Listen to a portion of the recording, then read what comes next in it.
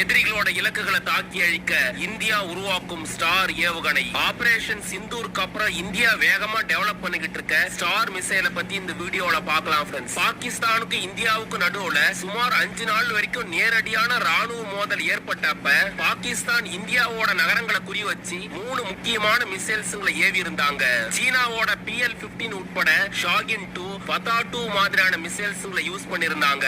பாகிஸ்தான் ஏவன எல்லா மிசைல்ஸையும் India air defence சிஸ்டத்து மூலமா தாக்கி அழிச்ச நிலையில இப்போ எதிரிகளோட சூப்பர் சானிக் டார்கெட்ஸ்ங்களை துல்லியமா தாக்கி அழிக்கிறதுக்காக ஸ்டார் மிசைல்ஸ் டெவலப் பண்ணிக்கிட்டு இருக்காங்க.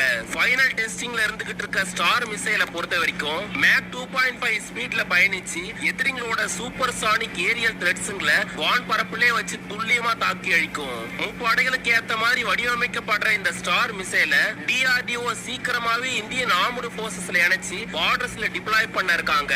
இது மட்டும்